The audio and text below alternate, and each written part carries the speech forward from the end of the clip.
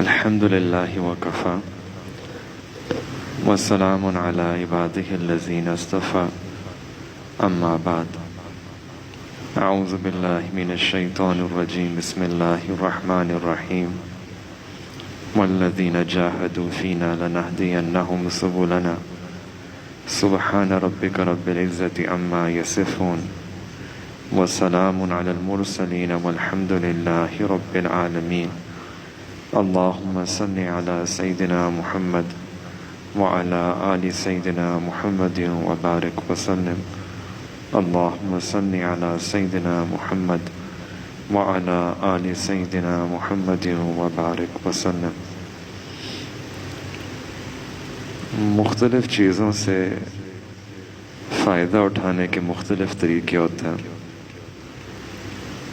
مثال کے طور پہ آگ سے فائدہ اٹھانے کا طریقہ الگ ہے، پانی سے فائدہ اٹھانے کا طریقہ الگ ہے، ہوا سے فائدہ اٹھانے کا طریقہ الگ ہے۔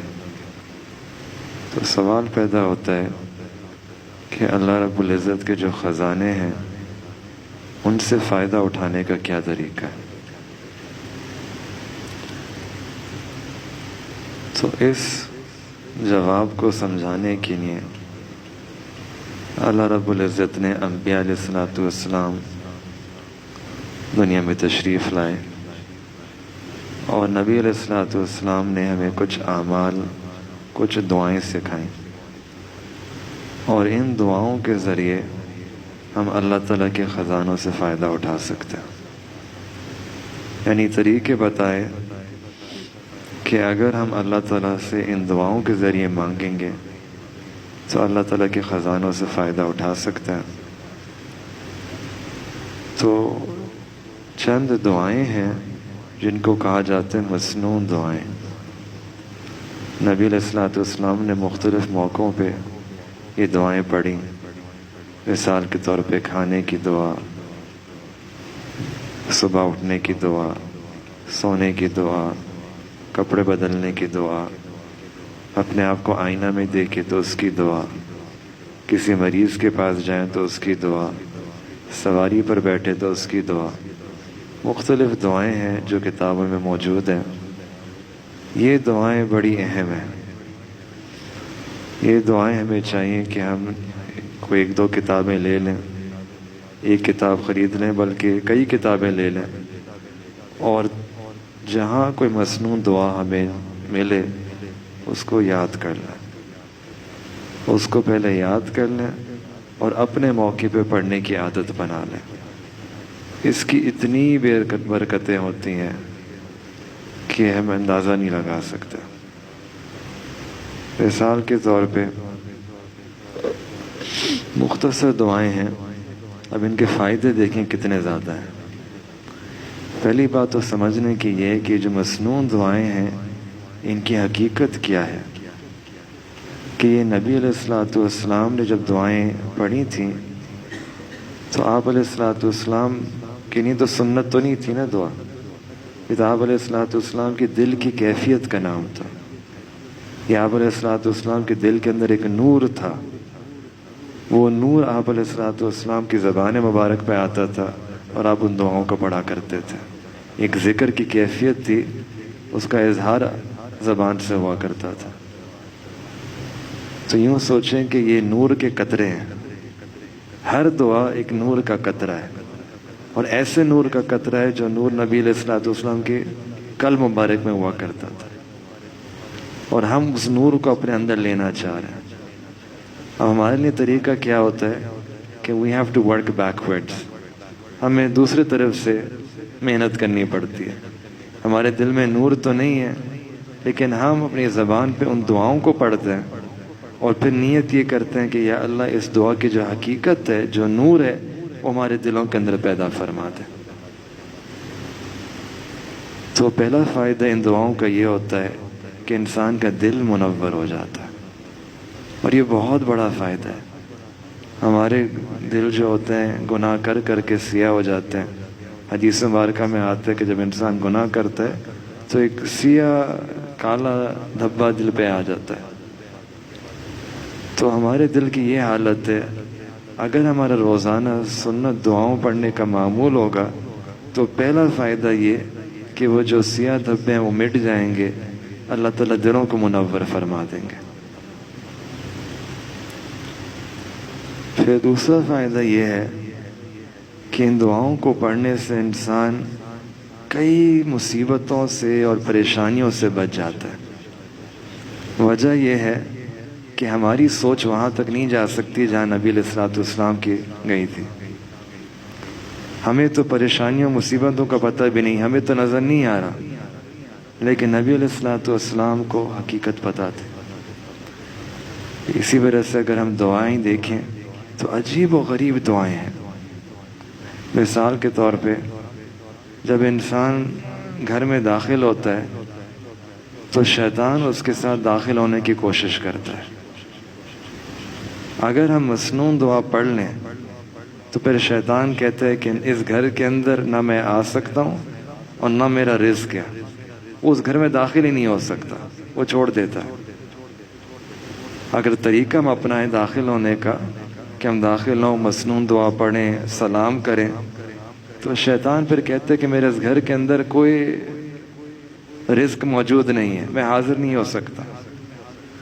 اور اگر مسنون دعا نہ پڑھیں تو ہم اپنے ساتھ اس کو لے کے آ رہے ہوتے ہیں، شیطان کو۔ اور جب شیطان گھر میں آتا ہے تو پھر کیا کرے گا؟ وہ تو شیطان ہی کرے گا نا۔ وہ تو پھر انسان کو غصہ دلائے گا، انسان کو حسد کے جذبات پیدا کرے گا، آپس کے اندر لڑائیاں کروائے گا۔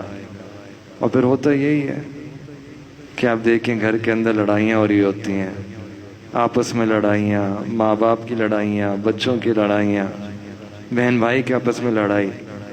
اور یہ کیوں لڑائیاں ہو رہی ہوتے ہیں؟ کیونکہ وہ جو لڑائی کرانے والا ہے نا، اس کو ہم خود لے کے آ رہے ہوتے ہیں اپنے ساتھ۔ ہم عجیب بات دیکھیں، اگر کوئی اجنبی بندہ آ جائے ہم اس کو کہتے ہیں نہیں اب نہیں آ سکتے۔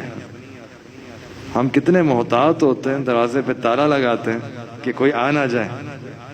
اور یہاں ہمارا جو دشمن ہے، اللہ تعالیٰ قرآن میں فرماتے ہیں عدو مبین، جو کھلا دشمن ہے، جو مجرم ہے، اس کو اپنے ساتھ لے کے آ رہے ہوتے ہیں اور ہمیں پتہ احساس بھی نہیں ہوتا۔ اور جب وہ گھر میں آتے ہیں تو پھر لڑائیاں ہوتی ہیں، کیونکہ لڑائی کرانے والا یہ شیطان ہے۔ پھر اسی طریقے سے ایک اور بات دیکھیں، جب ہم کھانا کھاتے ہیں تو اس کی مسنون دعا ہے۔ اب اگر مسنون دعا نہیں پڑھیں تو شیطان ساتھ ساتھ کھا رہے ہوتے ہیں۔ ایک دفعہ ایک صحابی تھے، وہ بسم اللہ پڑھنا یعنی کھانے کے ابتدا میں جو دعا ہوتی ہے وہ پڑھنا بھول گئے تھے۔ اب وہ کھا رہے ہیں، بالکل آخری 2-3 لقمے رہ گئے تھے تو ان کو یاد آیا کہ میں تو بھول گیا ہوں۔ تو بیچ کھانے میں جو اگر کسی کو یاد آئے تو اس کی الگ دعا ہوتی ہے، بسم اللہ اولہ و آخرہ۔ تو صحابی نے وہ دعا پڑھ لی۔ جب دعا پڑھی تو نبی علیہ الصلوۃ والسلام نے دیکھا صحابی کو مسکرائے، اور صحابی فرماتے ہیں میں نے دیکھا کہ نبی علیہ الصلوۃ والسلام کے دندان مبارک نظر آ رہے تھے، اتنا مسکرائے۔ تو میں نے عرض کیا کہ یا رسول اللہ کیا معاملہ ہوا، کیا وجہ؟ صاحب علیہ الصلوۃ والسلام نے فرمایا کہ اصل میں یہ جو شخص تھا یہ جب کھا رہا تھا تو اس کے ساتھ شیطان شروع میں کھا رہا تھا، لیکن جب دعا پڑھی تو شیطان نے جو کچھ کھایا تھا سارا نگل دیا، اگل دیا اور وہاں سے بھاگ کے چلا گیا۔ تو اس سے ہمیں ایک بڑا اہم اصول پتہ چلتا ہے کہ اگر ہم مسنون دعا پڑھیں گے تو شیطان داخل نہیں ہوگا، لیکن اگر کھانے کی دعا بھول گئے تو پھر شیطان ساتھ ساتھ کھا رہا ہوتا ہے۔ اب اس کا مطلب یہ نہیں کہ 4 روٹیاں تھیں شیطان نے 3 کھا لی آپ کی 1 رہ گئی، یہ مطلب نہیں ہے۔ مطلب یہ ہے کہ شیطان کھاتا ہے تو شیطانی اثرات شامل ہو جاتا ہے، اور جب شیطانی اثرات اس کھانے میں آ جاتے ہیں تو پھر انسان کو گناہ کی طرف وہ لے جاتا ہے۔ پھر دل کے اندر غصہ ہوتا ہے، ایک شہوت ہوتی ہے، پھر نگاہیں کنٹرول قابو میں نہیں ہوتی، زبان قابو میں نہیں ہوتے، جذبات قابو میں نہیں ہوتے انسان کے۔ یہ کیوں ہوتا ہے؟ وہ سارا شیطانی اثرات کھانے کے ذریعے داخل ہو جاتا ہے۔ تو कितने लोग होते हैं जो खाने की दुआ ही भूल जाते हैं, इल्ला माशाल्लाह, और फिर वही शैतानी असरात हमारे अंदर दाखिल हो गया और वही इंसान को गुनाह, तरह तरह के गुनाह करा रहा होता है। आप अंदाज़ा लगाएं कि ये ऐसी दुआएं हैं कि इंसान अकल तक वहाँ पहुँच नहीं सकती, अजीब दुआएं हैं। फिर एक दुआओं का फ़ायदा ये होता है कि जो शख्स इन मसनून दुआओं का एहतमाम करता है तो वो अल्लाह ताला के शाकिरीन बंदों में शामिल हो जाता है। वो कैसे कि अक्सर जो दुआएं हैं ये शुरू होती हैं अल्हम्दु से। मिसाल के तौर पे सुबह उठे तो अल्हम्दुलिल्लाह, अल्हम्दुलिल्लाहिल्लज़ी कसानी हाज़ा, कपड़े की दुआ। तो कई दुआएं अल्हम्दु अल्हम्दु अल्हम्दु से शुरू होती हैं, यानी इंसान अल्लाह ताला की हम्द कर रहा होता है, अल्लाह ताला का शुक्र अदा कर रहा होता है। तो अगर मसनून दुआओं पढ़ने का मामूल हो जाए तो गोया उस शख्स का नाम शाकिरीन में लिखा जाता है कि इसने अल्लाह ताला का शुक्र अदा किया, अल्लाह ताला का हम्द बयान करेंगे। और जितना हम अल्लाह ताला का शुक्र अदा करेंगे अल्लाह ताला उतनी नेमतें और अता फरमाएंगे। कुरान के अंदर उसूल मौजूद है, ला इन शकरतुम ला अज़ीदन्नकुम, कि जो मेरा नेमतों का शुक्र अदा करेगा हम ज़रूर बज़रूर उन नेमतों को और बढ़ा देंगे। तो मसनून दुआओं का दूसरा फ़ायदा ये कि इंसान की नेमतें बढ़ती चली जाती हैं, अल्लाह ताला और बरकत अता फरमा देते हैं नेमतों के अंदर।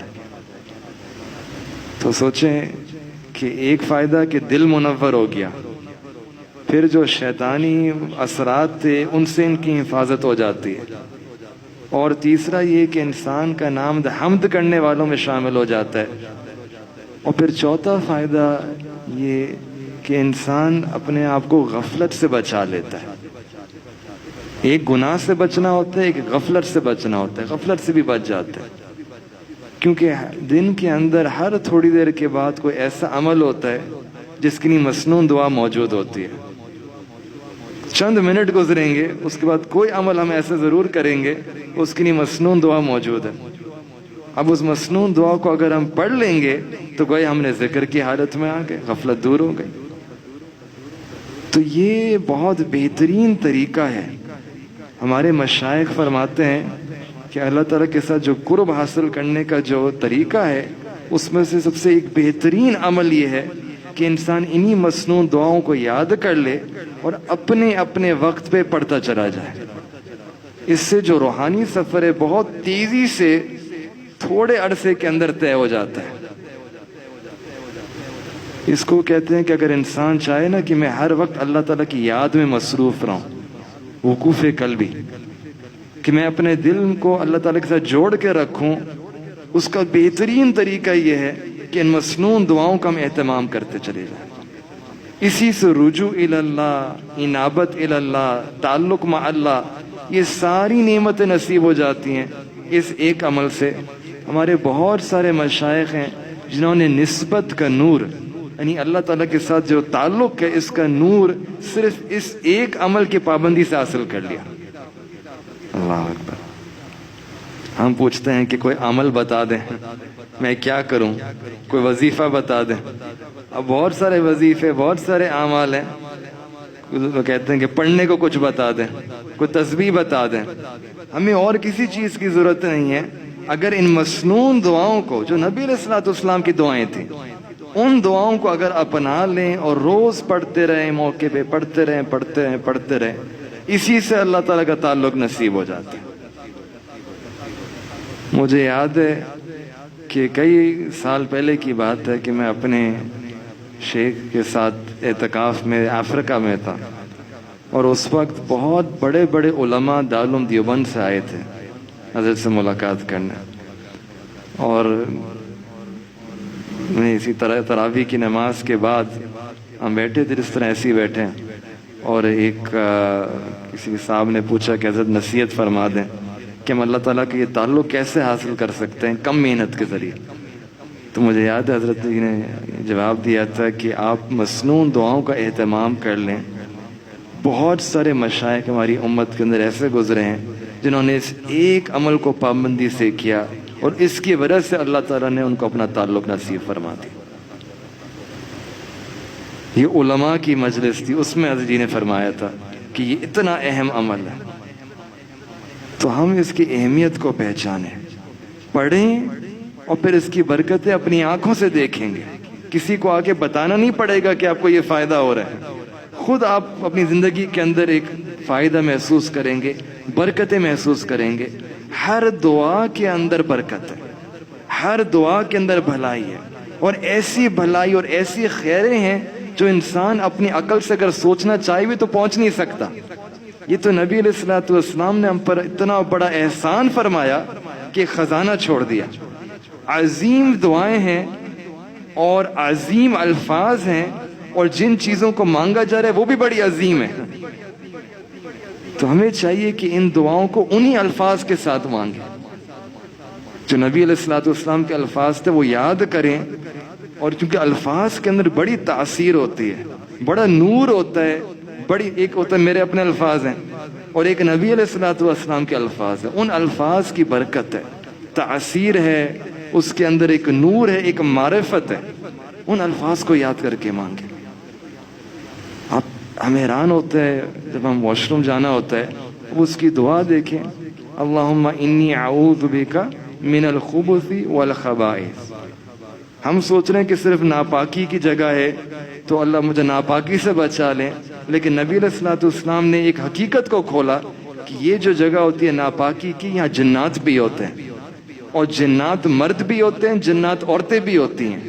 تو کہیں یہ نہ ہو کہ آپ وہاں گندگی کی جگہ میں گئے اور کسی جن کا اثر ہو گیا۔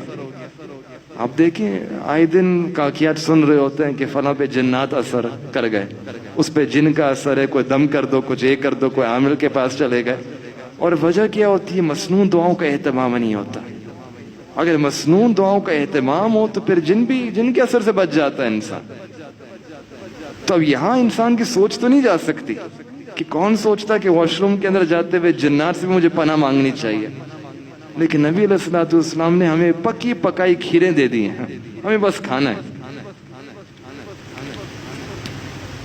تو قدم قدم پر رہنمائی ہے۔ لیکن اکثر ہوتا یہ ہے کہ کبھی کسی سے پوچھیں کہ مسنون دعائیں یاد ہیں، تو کچھ ایسی دعائیں ہوتی ہیں جو ہمیں یاد نہیں ہیں، ان کو تو یاد کرنے کی ضرورت ہے۔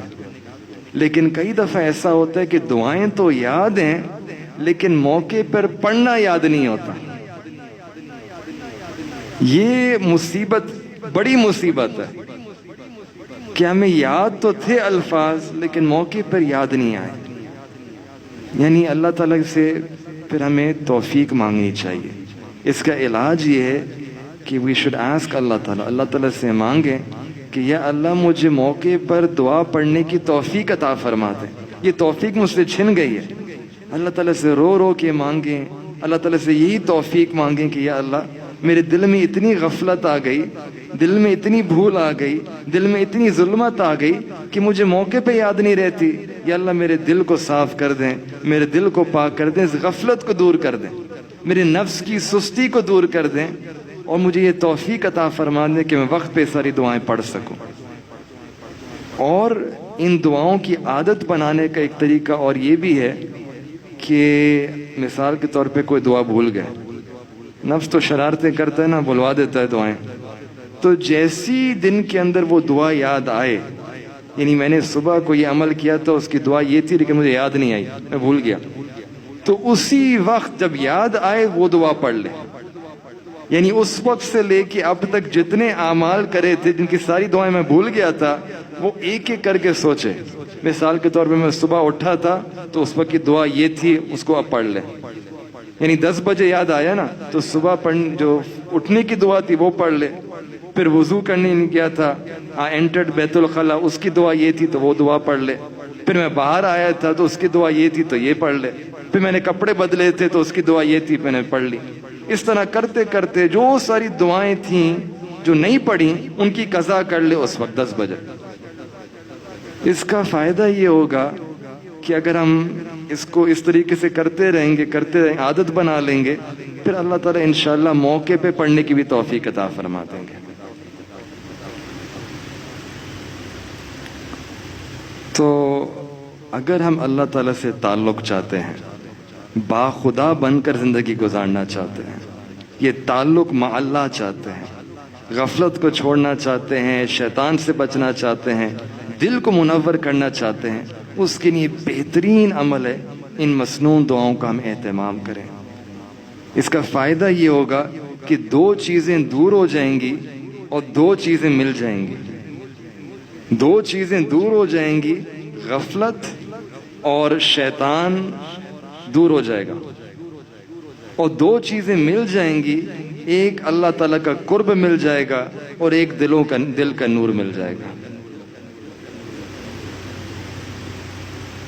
آج کل رزق کے بارے میں لوگ پریشان ہوتے ہیں، گھر کے بارے میں پریشان ہوتے ہیں۔ یہ مسنون دعائیں، ان میں ہر چیز کا حل موجود ہے۔ اب بس ایک دعا، کتنی ساری دعائیں ہیں لیکن اب ایک دعا دیکھیں۔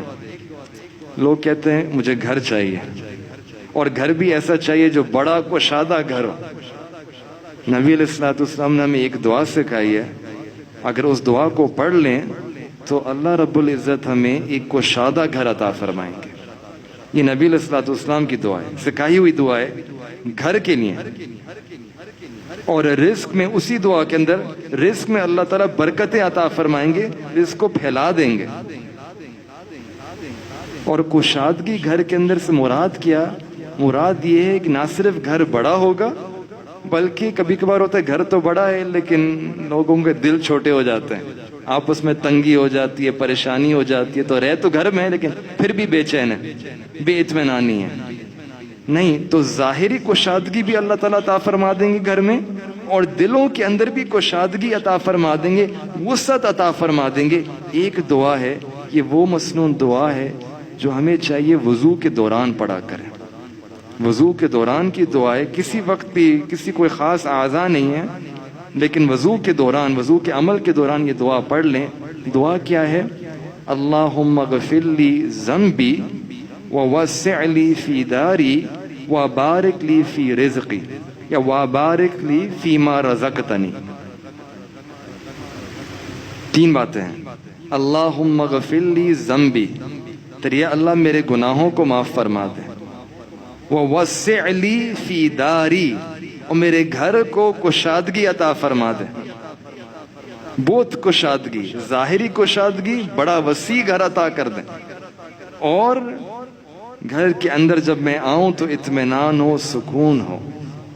تو اس دعا سے پتہ چلتا ہے کہ گھر کے اندر وسعت اور کشادگی مانگنا یہ نبی علیہ الصلوۃ والسلام کی سنتوں سے ثابت ہے۔ تو یہ مانگنا کوئی ایسا نہیں ہے کہ شرم کی بات ہو، نبی علیہ الصلوۃ والسلام نے دعا سکھلائی ہے کہ یہ مانگو، مانگنے کی چیز ہے۔ اور تیسری بات، وَبَارِكْ لِي فِي مَا رَزَقْتَنِي، کہ یا اللہ جو رزق آپ نے مجھے عطا فرمایا ہے اس میں برکت عطا کر دیجئے۔